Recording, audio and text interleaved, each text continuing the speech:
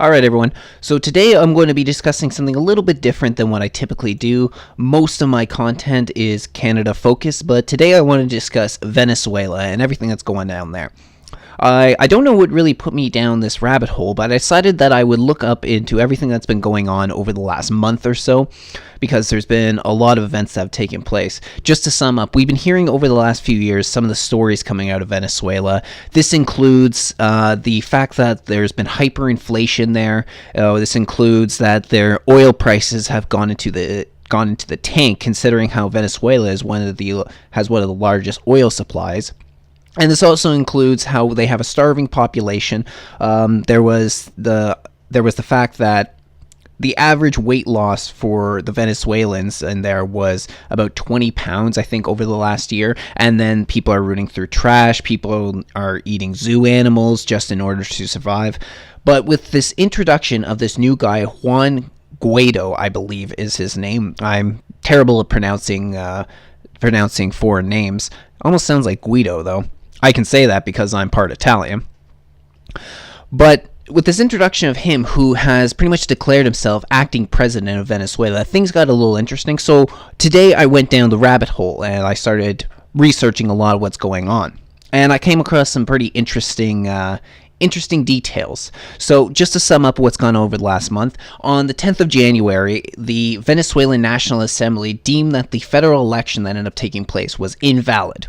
So because Nicolás Maduro just recently was sworn in once again as the president of Venezuela. Well, then this guy Juan Guaido, who is actually he's the leader of the National Assembly, he ends up declaring himself back on January 23rd as the acting president of Venezuela because of it.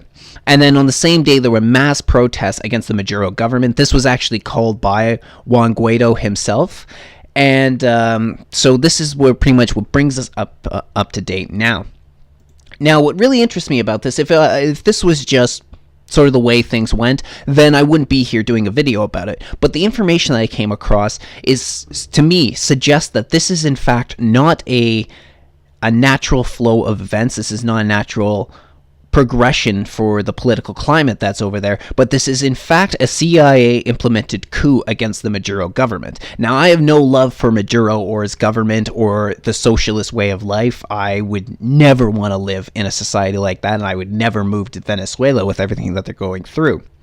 But it's clear to me that after I've looked this up, that Juan Guaido is been placed there by the CIA or the U.S. government in order to throw down the Maduro government.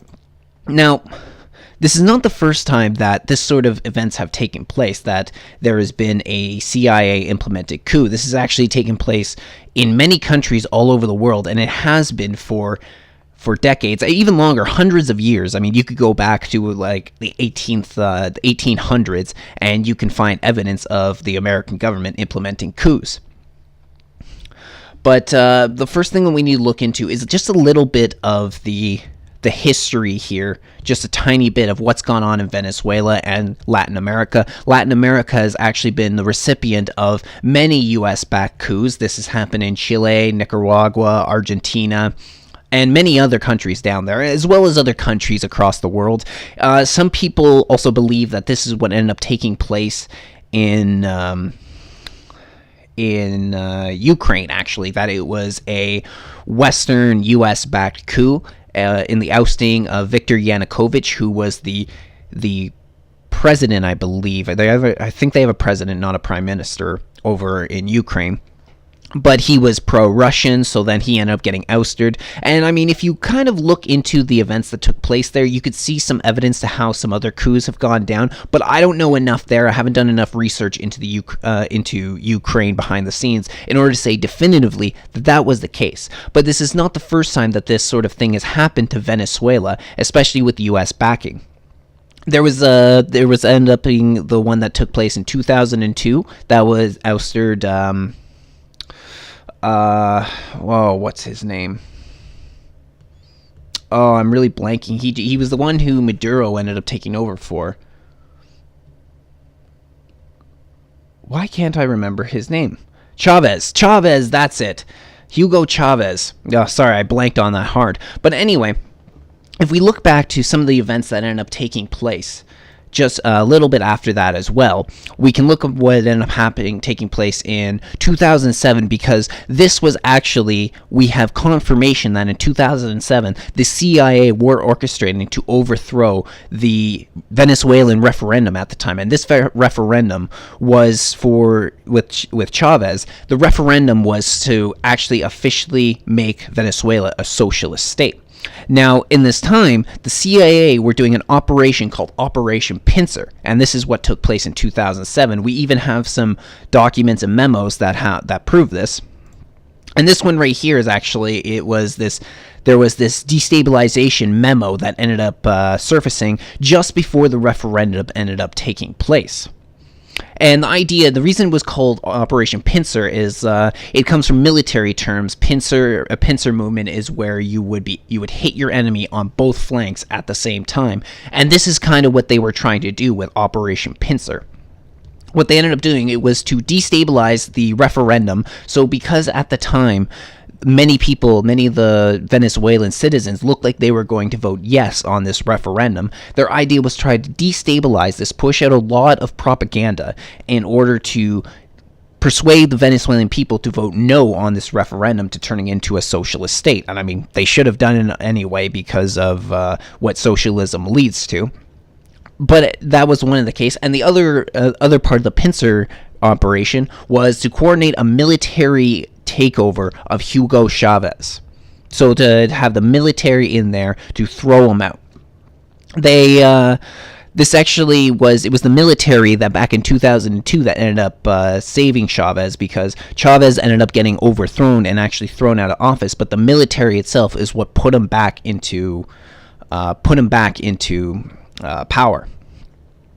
But anyway, as we end up, this was the idea of Operation Pincer. I don't think I have anything on here really that I was going through. I just wanted to show you guys the headline on that. With this, what we already know about Operation Pincer, we can see how this ends up this is definitely something that could be tried again. In fact, it's been something for like 15 years that the American government has been trying to overthrow the Venezuelan government and input a pro-American type of government. Now, I actually, even though I'm talking this is from the American government perspective, I actually believe that the American government is being used as pawns in this, but I will get into that in just a little bit. But the reason that I say it's a CIA one is because we can even look into some of the words that was used by then CIA Director Mike Pompeo. Mike Pompeo is now the Secretary of State in the U.S. But there was an article from The Independent that ended up getting pushed out. Back in 2017, 25th of July 2017, CIA chief hints agency is working to change Venezuelan government. U.S. has a long and bloody history of meddling in Latin American affairs, and I've already kind of touched on that briefly by talking about some of the coups that have gone down there. But as it says, the head of the CIA has suggested the agency is working to change the elected government of Venezuela and is collaborating with two countries in the region to do so. In one of the clearest clues yet about Washington's latest meddling in politics in Latin America, CIA Director Mike Pompeo said he was hopeful that there can be a transition in Venezuela, and the CIA is doing its best to understand the dynamics here. He added, There we go. He added, I was just down in Mexico City and Bogota, which is in Colombia. He says, I was just down in Mexico City and in Bogota a week before last talking about this very issue, trying to help them understand the things they might do so that they can get a better outcome on their part of the world and our part of the world. So it seems that even by his own words, he's talking about a regime change, which would go back to everything that we're seeing with this new guy, because this guy just came out of nowhere, and I am going to touch on it more in a little bit once we sort of get past this, what I'm showing you about the coup. But this guy that we're talking about, Juan Guaido, he, for the most part, he really wasn't around, or not a very popular politician inside of Venezuela, but just over the last week or so, he's gained himself national attention because he's declared himself the new president of Venezuela. And this has been backed by countries like the U.S. and Donald Trump ended up backing him. Here in Canada, we've backed him. This ended up getting backed by European Parliament. Israel ended up backing him. But they quickly in this article talk about it, and it reference an interview that was given by Maduro, and Maduro said, the director of the CIA said the CIA and the U.S. government work in direct collaboration with the Mexican government and the Colombian government to overthrow the constitutional government in Venezuela and to intervene in our beloved Venezuela. That was according to Telesur. And the other thing that's kind of interesting about this too, about when we're talking about this guy's rise to power, is the fact that this guy, Juan Guaido, he ended up receiving a phone call from Mike Pence just before he declared himself the acting president of Venezuela. And we got here, which is actually from whitehouse.gov, which is talking about, it says the readout of Vice President Mike Pence called to Juan Guaido, the President of the National Assembly of Venezuela. But I wasn't able to actually find it. This is all that they really have. But it was pretty much saying how Mike Pence was declaring to Juan Guaido that the U.S. was backing him and they would give any sort of assistance that they needed to. And this was also reported on in the Wall Street Journal. Pence pledged U.S. backing before Venezuela's opposition leaders move. The night before Juan Guaido declared himself interim president of Venezuela, the opposition leader received a phone call from Vice President Mike Pence. Mr. Pence pledged that the U.S. would back Mr. Guaido if he seized the reins of government from Nicolas Maduro. And this talk about the clause in the Constitution that allowed him to do so. So we can see that this is going back all the way to the upper echelons of the U.S. government. This goes right back to the vice president, which means that if Mike Pence was acting on this, then you can definitely know that Donald Trump was, this is kind of pretty much the words of Donald Trump himself.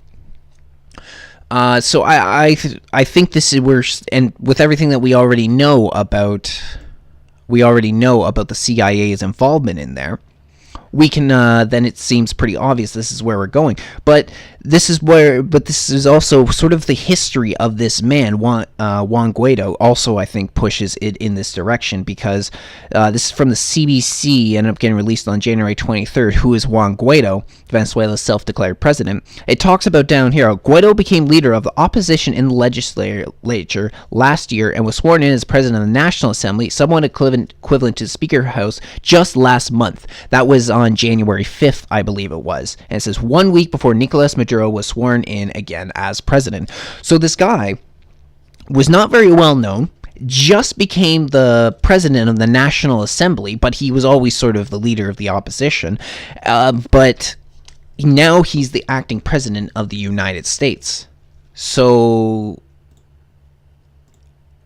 you can make of that what you really want.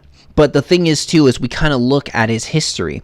Now, I've been unable to actually physically trace back either him or his parents to the U.S. Maybe it's out there and I just didn't able to find it, but we kind of look at his actions in Venezuela, and I think this is a telltale sign that he is a CIA asset.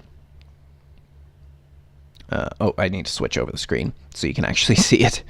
Alright, so here we go. It's Operation Pincer, talking about that again, what I already told you about Operation Pincer. But in Operation Pincer, back in 2007, there was a lot of violence that ended up taking place. So this was released on November 30th, 2017, and the referendum vote was taking place on December 2nd. This was released on November 30th, 2007, and the vote for the referendum was December 2nd, 2007. But we go down here, where they're talking about some of the violence. They said, one of the most violent attacks was on November 7th with the burning down of the School of Social Work at Central University of Venezuela by right-wing students of UCV, Andres Bellos University, and Universidad Metropolitana. Now, why is that? I've underlined Andres Bellos University. Why is that? Because Juan Guaido went to that exact university, as we can see down here. This is the Wikipedia page for Juan Guaido. And it says, Guaido earned his undergraduate degree in 2007 in industrial engineering from Andres Bello Catholic University, the exact university that we were just discussing. And on top of that, he was actually one of the founders of the student movement in Venezuela. So as we can see here, when we're talking about the student movement, it says Universidad Católica Andres Bello, the exact one that we're talking about. So he helped create the student movement, and the student movement was very violent during this referendum back in 2007, one that we knew that the CIA was trying to disrupt, and they were disrupting it in two ways. They were doing it with the spread of propaganda, but then getting people out on the streets to commit acts of violence, which we see many times over.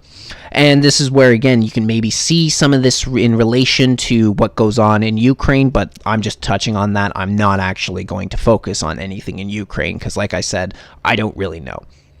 But they were the student movement, which that's what it's called in English, but if it's officially Movimiento Estudiantil, that's guess how they do it. Say it in Venezuelan, and I'm terrible at pronunciation. So he has the involvement with a lot of these violent groups that were trying to overthrow Maduro and were more or less working with the CIA. Now he has the backing of the U.S. government and other Western governments in the overthrow of Maduro. So I think that's pretty necessary information. Now recently, is this what I wanted? I think it is. Yeah. Okay. Now, recently, and when I say recently, because, I'm filming this just after midnight, so officially it's February 1st right now. But so that would be, this ended up coming out on January 31st, so today, the day that I was really doing the research. This says, from Global News, Juan Guaido, Venezuela's self-proclaimed president, says police agent visited his home. So people were seeing this as a sort of act by the Maduro government in order to try and suppress him. And it seems pretty obvious that if this is what ended up happening, that is the case. I mean, Maduro himself, he runs the country with an iron fist. I mean, he's arrested hundreds of people, including many people from the opposition governments, and some of them are part of this government that this guy Juan Guaido is a part of, which is the Popular Will Party, I believe it's called. But so just talking about quickly about how how police officers ended up calling his home, and he saw this as a personal threat. Also, apparently Maduro's open investigation into Juan Guaido, and is pretty much is not letting him to leave the country, I believe it is, and has frozen some of his assets, so we already know that. But it says down here that the United States, which backs Guaido, has warned of serious consequences if Maduro government harms him. Now, this ended up coming from John Bolton, and John Bolton is a well-known neocon. He's a well-known war hawk, and it seems, and they've also more or less threatened military engagement in Venezuela, something that Trump has said that it's not off the table. But then also on the same day, released from CNN, they end up saying Venezuela's Guaido refuses to rule out accepting U.S. military support amid escalating political crisis. Now, it seems that whenever the U.S. goes about a coup, they have a few ways that they end up doing it. And the main way is to try and sow dissent inside of the country itself. And you sow dissent by going out and putting out propaganda. You put some agents in there, maybe some CIA agents that infiltrate groups and are then trying to manipulate them to fight back against the government, and this is one way. And then you put someone that is in your interest in the top of the government, which seems to be what is going on with Juan Guaido, because this is sort of what's happening. We've been seeing he's been the one that's calling for many of these demonstrations against Maduro. He's the one that is now placing himself, a 35-year-old man, with next to no recognition inside of Venezuela. In fact, many people have said that he was more popular outside Venezuela than he was inside Venezuela, and I think his party doesn't have that much of the actual support of the people. He's put himself in this position now. If he was to take that power, it seems that that's exactly the type of person that he would end up doing. The type of thing that he would end up doing. But But the other way to do it is, if that doesn't end up going down, that's when you bring in the military. Then that's when you bring in the military to try and overthrow them. As we're going to see, because I have a video that I've pulled up as well, this sort of explains the actions of how you overthrow a government from the word of a mouth of a man who's actually done this sort of work. He uses a quote by, is it John? I can't remember the guy's name. Hold on. It's the quote is, "There are two ways to conquer and enslave a nation. One is by the sword, the other by debt." And that's from John Adams. Yeah, okay. I was going to say John Adams, but that sounded wrong. But we see he's got the backing of the U.S. government. He's got the support of the U.S. military if he wants it. And he seems to be doing all the work that the U.S. wants him to do to try and overthrow this government. So it seems to me that he has some he's working as a CIA asset. Now the thing is right now I'm focusing on how America's involvement is in this, but I don't think it is in fact America itself. This is where we're going back talking about the ruling class here. You know, I have my video series, Know Your Owners, and this is what it's sort of about, is knowing who the ruling class is and how they operate. And so this is what I think is going on. I believe that this is a coup that's been instituted by big bankers because of some of the history of Venezuela.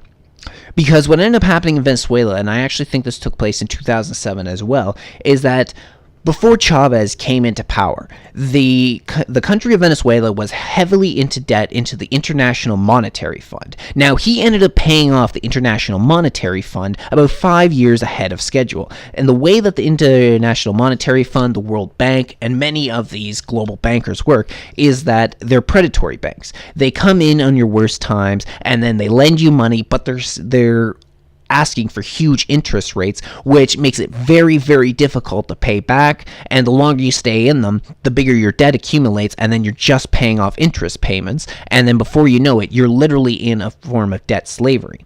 So when Hugo Chavez paid off the debts that they owed to the IMF about 5 years ahead of time, that was a lot of money and interest that they ended up losing out. On top of that, Chavez says that he's done with working with the IMF, working with the World Bank, and any of them. Like, they still were offering to give him loans, and he was refusing it.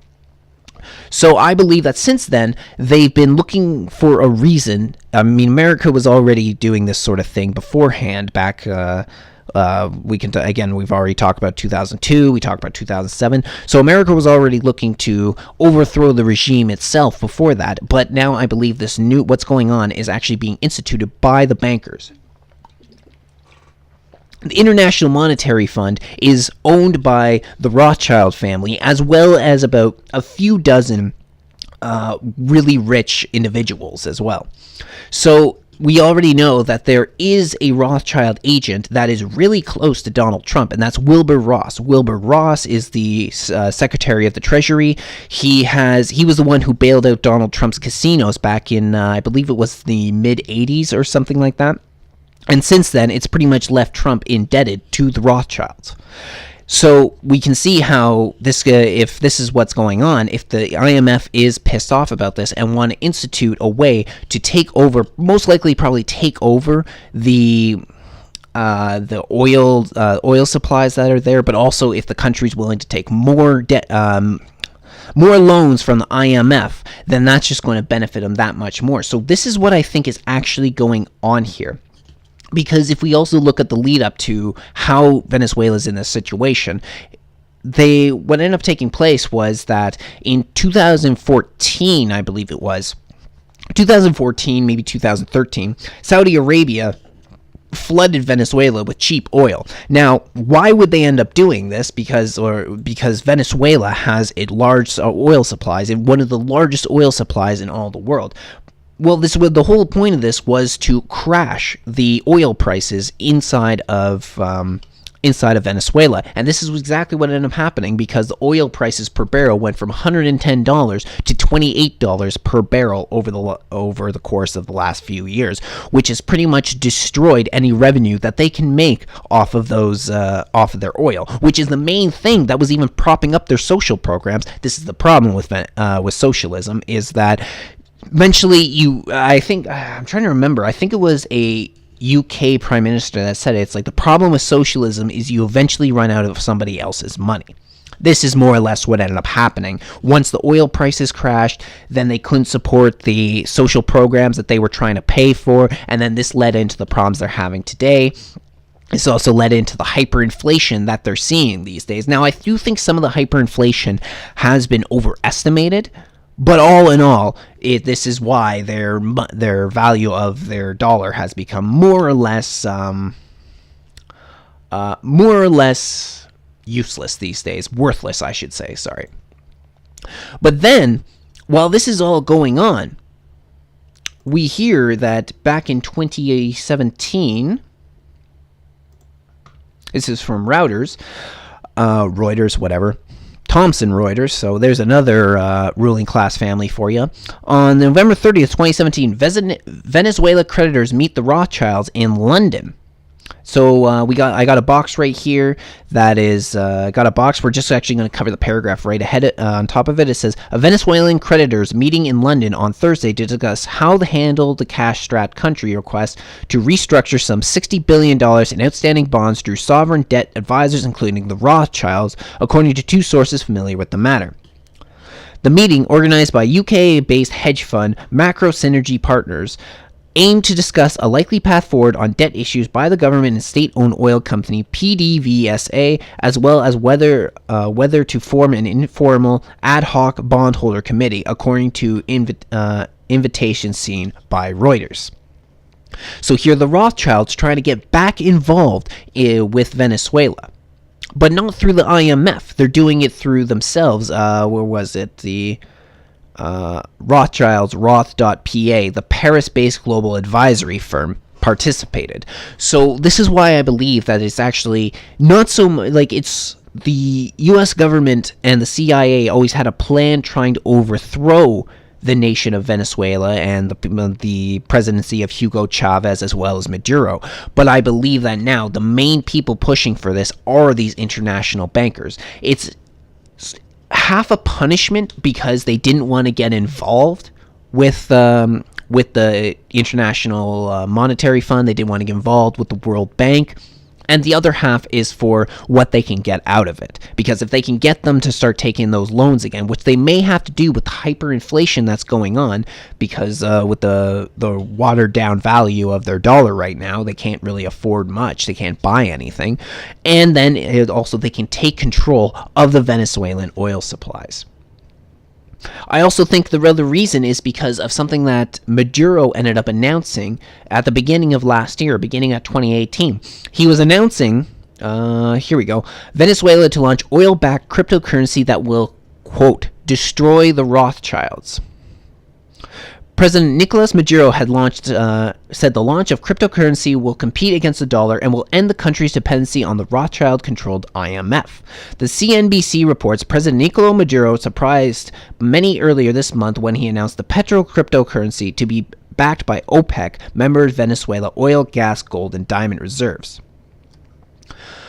So I think this is all what is leading up to this situation that we're seeing in Venezuela, and why this guy, Juan Guaido, has announced himself to be the new president of Venezuela, and why he's being backed by other Western nations, including the U.S., including the CIA. And this is where the coup is coming from. Now, before I leave, there is a quick video I want to show you. This is from a short documentary about a book that was put out by a man named John Perkins. And John Perkins wrote a book called The Confessions of an Economic Hitman. Now, there's been some criticism into the accuracy of some of his claims, but as far as I can tell, not the whole thing is being disputed. However, when you sort of look at the things that he's talking about, and you look at the way that things go down in places such as Venezuela or other countries when it comes to international banks, I believe he's actually on track. And the criticism that he has seen, which has mostly come from the mainstream media, is running defense by the international bankers and the ruling class because he's blowing the whistle on a lot of their secrets. So, I got a couple timestamps here that we're going to look over and some of the important information that he talks about.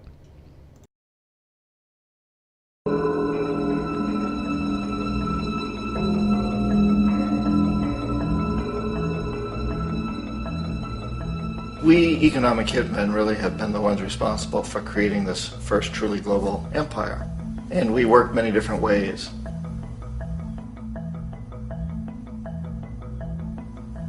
But perhaps the most common is that we will identify a country that has resources our corporations covet, like oil, and then arrange a huge loan to that country from the World Bank or one of its sister organizations. But the money never actually goes to the country. Instead, it goes to our big corporations to build infrastructure projects in that country, power plants, industrial parks, ports, things that benefit a few rich people in that country, in addition to our corporations, but really don't help the majority of the people at all. However, those people, the whole country is left holding a huge debt. It's such a big debt they can't repay it, and that's part of the plan, that they can't repay it. And so at some point, we economic hitmen go back to them and say, listen, you lost a lot of money, can't pay your debt, so sell your oil real cheap to our oil companies. Allow us to build a military base in your country, or send troops in support of ours to someplace in the world like Iraq, or vote with us on the next UN vote. To have their electric utility company privatized and their water and sewage system privatized and sold to U.S. corporations or other multinational corporations. So there was that whole mushrooming thing, and it's so typical of the way the IMF and the World Bank work. They put a country in debt, and it's such a big debt it can't pay it, and then you offer to refinance that debt and pay even more interest. And you demand this quid pro quo, which you call a conditionality or good governance, which means basically that they've got to sell off their resources, including many of their social services, their utility companies, their school systems sometimes, their penal systems, their insurance systems, to foreign corporations. So it's a double, triple, quadruple whammy. This seems to be exactly the way that it goes down when it comes to how the International Monetary Fund and the World Bank works. We have a few examples of that. Probably a good example would be what ended up taking place in Greece, because they ended up giving them a bunch of money, and then now Greece is in a huge amount of debt to the International Monetary Fund. Actually, I think in that situation it might have been the World Bank that they ended up borrowing from. But that was almost spot on from what I've seen, and when other people I've talked to who know about this situation, spot on to how they work. All right, next one, we're going to 532.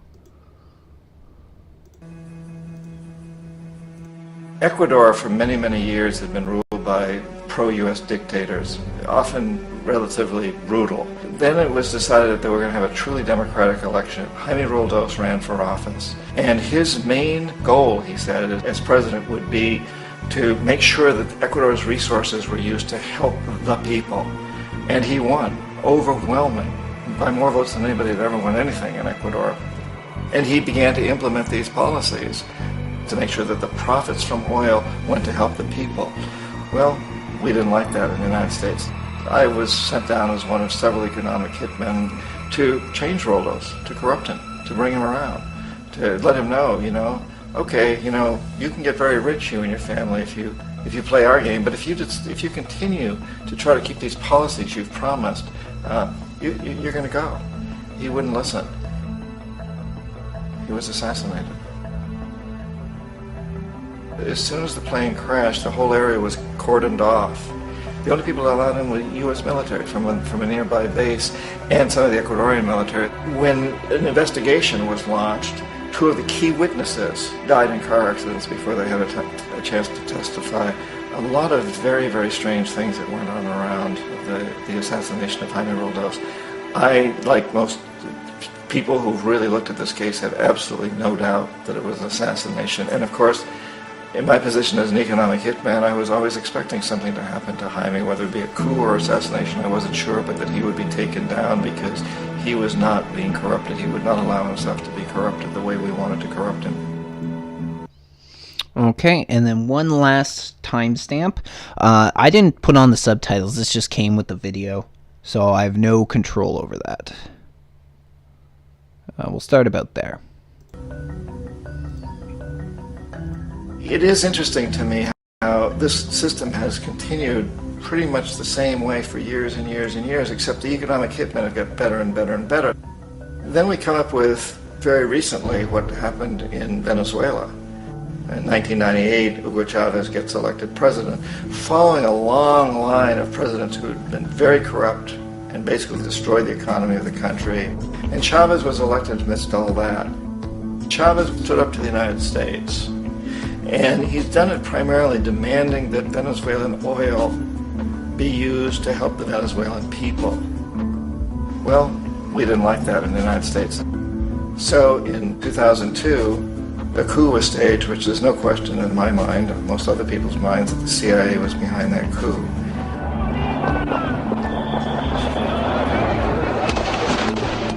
The way that that coup was fomented was very reflective of what Kermit Roosevelt had done in Iran, of paying people to go out into the streets, to riot, to protest, to say this Chavez is very unpopular. You know, if you can get a few thousand people to do that, television can make it look like it's the whole country, and things start to mushroom. Except in the case of Chavez, he was smart enough, and the people were so strongly behind him that they overcame it, which was a phenomenal moment in the history of Latin America.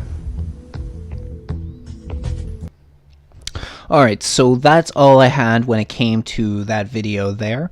I think that the stuff that he talked about seems very realistic to me. It seems very accurate to what we've seen and what we know about how the International Monetary Fund works and how coups are implemented in other countries by by governments such as the United States or agencies such as the CIA.